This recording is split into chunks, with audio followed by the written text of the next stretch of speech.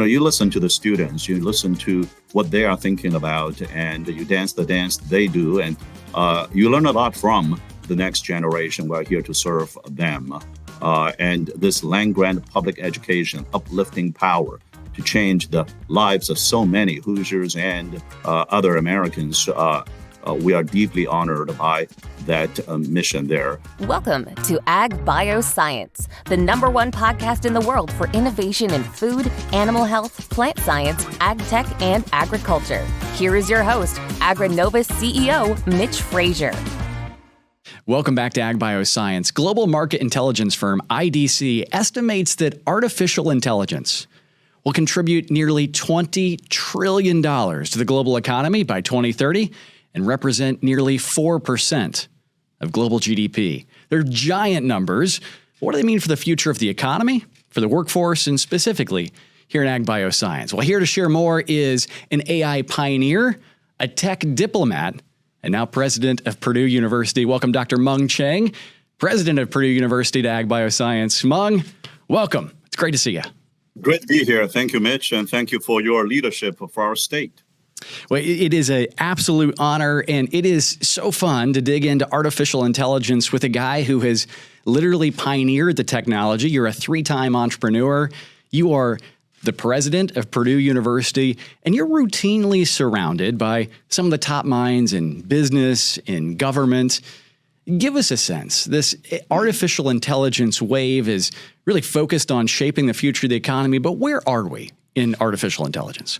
Well, I think we are still on the cusp of indeed a revolution here. It's going to create many new jobs, but also eliminate many existing jobs. So here at Purdue University, we use AI in our day-to-day. We teach AI, we teach with AI, and also we research on AI, especially physical AI. What do you mean by physical AI? What's a good example, Dr. Chiang? Well, think of the bytes of artificial intelligence working with the atoms of what we make, what we grow, and what we move as a state. We're really good in digital agriculture, in advanced manufacturing, in autonomous transportation, and modern logistics. So AI is not just useful for writing high school essays, like AI writing my response right now to ChatGPT in real time. No, it's actually, that's not the case.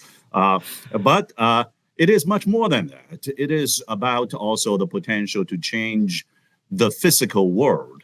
And I believe that we can have even more productivity and prosperity by using AI in the physical world. That's why Purdue created, under Karen Plout's leadership as VP for Research here, the Institute for Physical AI.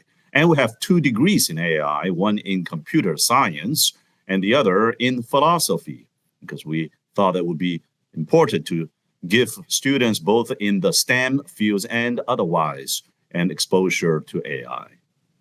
Dr. Chiang, you have been at the forefront of AI. You're a pioneer in AI, a startup founder in AI. As you look at AI in this global context, there's so much focused on productivity that you just mentioned, so much opportunity, but there's also concern, I think, globally around adversarial use of AI. How do we balance this opportunity versus threat in this new era?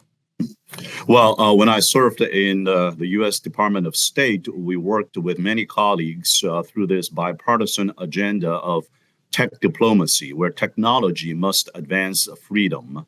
And we believe that, as you said, AI poses many threats, and we have to guard against that. One of that is to make sure that data, and without data, AI cannot do too much. The data must be well protected. And when I was running startup companies, and one of which was indeed in the area of AI for corporate learning space, and the company is still going on doing well. But that was years ago when we started there. It wasn't a particular fashion back then. But these days, you see the word AI used everywhere. Perhaps it's used a little bit too much. However, we have to make sure that we protect the data and the privacy and the security. We have to make sure that technology in general will be used to advance rather than be abused to prohibit human freedoms. I think you have one of the most unique perspectives on AI. You served as the top senior science and technology leader at U.S. Department of State. You just mentioned the work that you did in founding a company. Before AI was in vogue, you were pioneering, blazing the trail in AI. As you look at all those experiences, that compendium of insight, information, what did those experiences, what are you bringing from those experiences now as you're working with corporate leaders, as you're working with young people who are looking to the future to say, this is where I want to spend my time, this is how I want to spend my effort? Yes. Well, my day job is to serve the entire university for the past almost 2 years now. And my evening job is to watch basketball games. And there's a lot of wonderful games coming up. Mitch, we want to invite you to Mackey Arena as well. But look, in my day job, Purdue University is the public land-grant institution of the great state of Indiana. And we have a special responsibility to provide excellence at scale with affordability. We have a special responsibility to create jobs and workforce and innovation together, including here in Central Indiana, between Indianapolis and West Lafayette, what we call America's hard tech corridor in the heartland. And AI features prominently in all those dimensions. And my prior experiences perhaps helps me, but more importantly, make sure that I have the right team here at Purdue to interface with government agencies, both state and federal, to work with many companies and private sectors, companies large and small. For example, SK Hynix, headquartered in South Korea, decided to look for a spot in the United States to expand their AI memory, high bandwidth memory chips production. And they are the market leader in the world, including for their customers such as NVIDIA.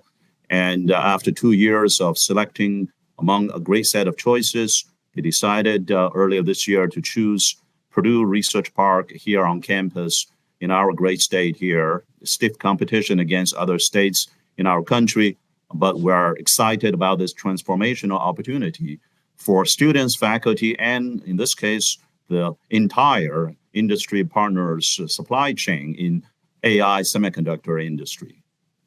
That focus on AI, President Chiang, that you bring a context to the content, the context of a startup founder, the context of a top diplomat. Are you hearing from companies who reach out to you and say, hey, President Chiang, we're thinking about AI. We don't really know how to weave it in, or we've begun to take some experiments here. What are you hearing from those companies, and how are you blending the world of your past to shape the future of what this could be? Yes. Well, part of our service, all of us, Mitch, you as well as a great leader in our state for many years, is to connect the dots from the past to the future, respecting our heritage and thinking into the future to make sure that we remain very competitive for job creation and prosperity in our own state here in the Midwest here. And I'll say, for example, in agriculture, I've been to almost all of the counties in our state, and every county I would meet up with our extension colleagues and listen to our neighbors and partners. And often they would talk about technology usage, including AI and autonomy, in modernizing and further enhancing the productivity of our farmers. And you, Mitch, are an actual leader, unlike I myself here, actual leader in that space, in agriculture, in digital and precision agriculture, thinking about what the technologies like AIs and drones can do for our farmers. You have led the organization, Purdue University, to become the only university system in America with a top 10 College of Engineering and a top 10 College of Agriculture. Really unique position as you think about this application of AI to shape the future of the economy. What does that differentiation give you, that unique competitive advantage as you shape this next chapter? Yeah, well, Mitch, just for precision's sake, depending on which year you ask, often we are top 5. Well done. Agriculture and top 5 engineering. But, who's counting Final Four or not? But now we're immensely proud of all the enterprises here in the Purdue family, but particularly those that are doing very, very well. there are many examples, two of which you quoted, agriculture and engineering. The heritage dates back from the beginning days of this land-grant institution through today. We are extremely competitive in attracting talents, in generating great talents for the future. For example, the College of Engineering right now, we have almost 20,000 students in just one college alone on the main campus, undergrad and graduate across Indy and West Lafayette. So with excellence at scale, we believe that we can advance the interfaces, for example, in One Health, human, animal, and plant health. For example, in semiconductor as a foundation of AI and physical AI between particularly ag and engineering. Now, we also have one department shared by both colleges. That's the Department of ABE, Agricultural and Biological Engineering, routinely ranked as a number one in the United States. Well, very proud of our colleagues and students there. Dr. Nate Mosier leading that organization, just an amazing guy. We'll take a look at what's the workforce for AI look like. We'll do it right after this. Agbioscience is supported by Indiana Farm Bureau. From berries to dairies, from crop advisors to data analyzers, Indiana Farm Bureau is at the forefront of the top issues impacting Indiana agriculture. No matter your role in the ag industry, Indiana Farm Bureau membership means you'll always have a champion and an advisor. And because so much of your time is focused on your own enterprise, it's also good to know Indiana Farm Bureau is always working to fight for the future of agriculture. We come together to advocate for rural viability, the protection of property rights, competitive tax policies, and against burdensome regulations. Whether our members need a door opened, an impact in public policy, or an ally to strengthen their communities, Indiana Farm Bureau is there. We are the unified voice for all agriculture. To learn more about the benefits of Indiana Farm Bureau membership, go to infb.org. Welcome back to Agbioscience, talking with Dr. Mung Chiang, president of Purdue University. Dr. Chiang, we have talked a lot about AI and it's shaping the future of the economy, shaping the future of the workforce. You've pioneered an approach at Purdue University that I think is really unique. I think it may be a first of its kind. As we talk about workforce, as we talk about the inputs and the outputs of workforce, so often we talk about supply. Do we have enough college graduates? Do we have enough students? You've pioneered a slightly different approach where you've said, let's go look at demand. Let's go understand what industry actually needs, and let's reverse engineer from that. One of my favorite examples is Eli Lilly, what you're doing with Eli Lilly and their innovation, their development here in Indiana. Talk more about this focus on demand-driven education that you're pioneering at Purdue. Yeah. Well, first of all, my predecessor, Mitch Daniels, started a lot of great initiatives, including this notion that instead of preaching to the industry what we can do for them, why don't we start by asking them, what is your concern? And then let's see if there are ways that we can be of use to you. And we continue that philosophy today. For example, as you said, indeed, we often listen to our corporate and private sector partners, whether I'm traveling through the counties or we are sitting down with companies we want to recruit to our state so that they can bring job openings to our state, or with startup companies throughout the state, but particularly in Indianapolis. We'll often start by asking the question, what is on your mind? What is your pain point? When I was doing startup companies, initially I thought if I've got a hammer, there got to be a nail somewhere. And then I learned the hard way that, first let's understand what are the nails before you pick your tools.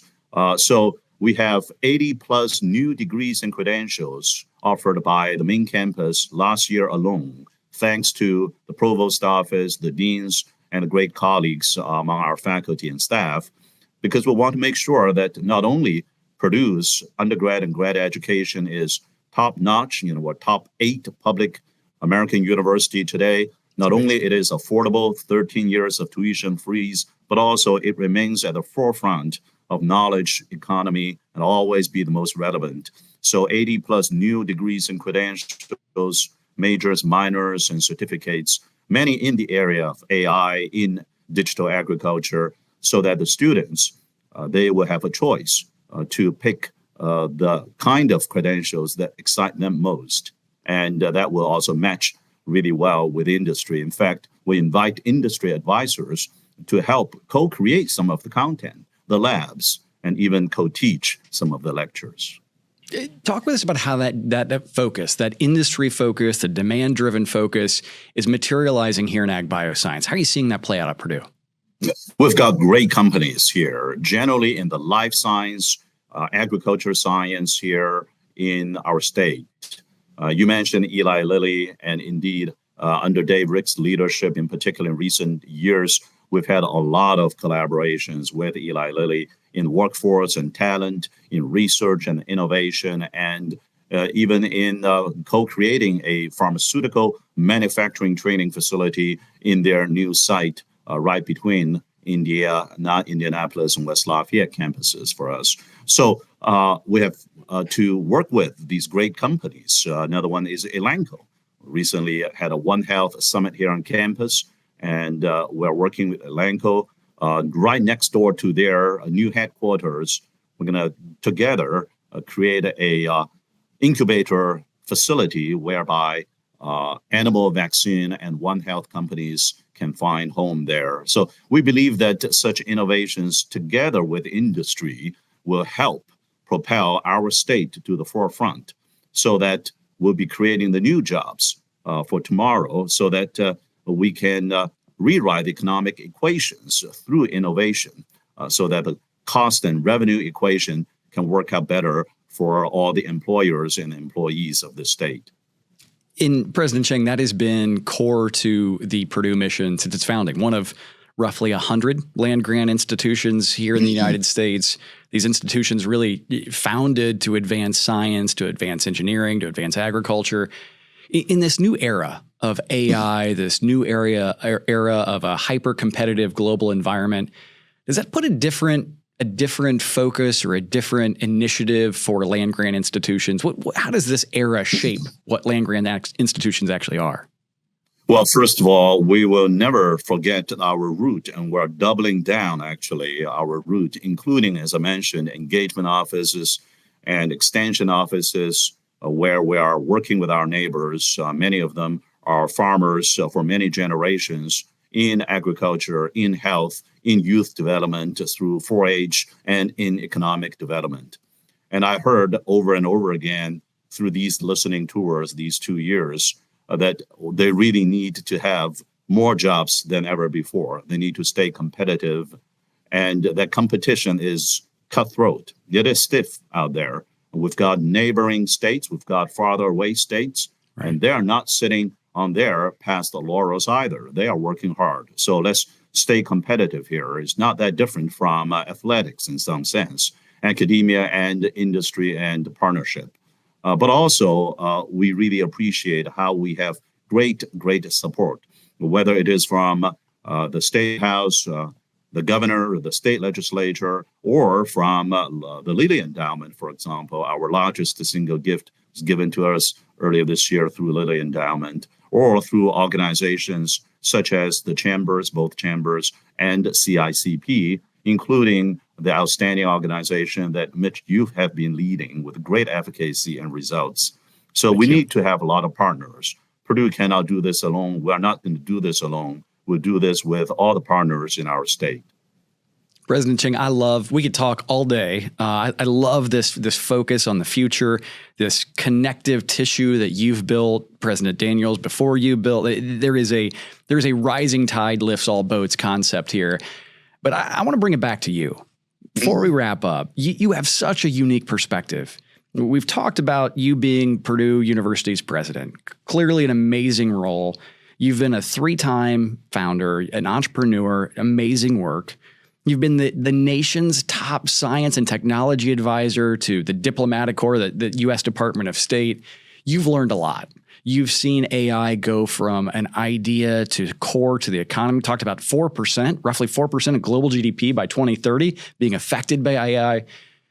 What have you learned? What's the one thing, the call to action, the insight that you can share with whether they're students, whether they're folks running a P&L, wherever they are? What's sort of that one thing that you can say, hey, this is really, really important? Well, before I answer that question, I want to thank you, Mitch. I can talk to you all day long as well. I remember little while back, you and I had a panel conversation right out there in the cold, I guess, That's under right. a tent. And now we can continue this virtual conversation. I don't have a game at noontime today, so I can keep talking as long as you have time. But look, I want to just tell you, indeed, it is very important to listen to our students and our colleagues. I sit down with students at the dining halls all the time. I would go to student section of basketball games, and among the students, what they call during the second quarter of football games. And, you listen to the students, you listen to what they are thinking about, and you dance the dance they do. And you learn a lot from the next generation. We're here to serve them. And this land-grant public education, uplifting power to change the lives of so many Hoosiers and other Americans, we are deeply honored by that mission there. Now, to your question, the number one lesson I learned, whether in private sector or in public service or in academia, is who before what. It is the who before the what. With the right team, in the right place, in the right spot, everything can be worked out. You're going to have to pivot every day anyway. The PowerPoints and the strategic planning PDFs are not going to be sufficient. And they could be useful, but you got to have the who to execute. It's all about the details in execution on a day-to-day and hour-by-hour basis. And on that note, I'll say that Purdue University, our land-grant university, your university, is very blessed with such an outstanding team. It takes the village. We have a very special village. I'm surrounded by such a great team to the point that you can replace me with an AI bot, and you wouldn't be able to tell any difference, by the way. In fact, the bot would eat less ice cream and steak than I do. So we have such a wonderful team, and many times I've been advised by them and learned what to do, what not to do. I think it's important to recognize it is not really the what at the end of the day that defines an institution like Purdue, but the who. It is the who, and we are all grateful, Dr. Chiang, that you are the who leading Purdue University. Dr. Mung Chiang, President Purdue University, thank you so much for investing your time with us here on Agbioscience. Blessed to serve. Good to be here. Thank you, Mitch. And thank you for joining us on Agbioscience. You can get the latest Agbioscience news and insights from discussions just like this by subscribing wherever you get your podcast. And while there, don't forget to check us out online, learn all about what's happening in Agbioscience at agrinovusindiana.com. On behalf of the entire Agrinovus team, I'm Mitch Frazier, saying thanks for joining us. We look forward to seeing you real soon. Agbioscience is a podcast by Agrinovus Indiana, hosted by Mitch Frazier, produced by Kayla Chittister and Fabian Rodriguez. Photography and design by Kaylee Kerr. If you liked today's episode, subscribe, rate, and review so we can bring you more conversations just like this. Get all episodes of Agbioscience at agrinovusindiana.com.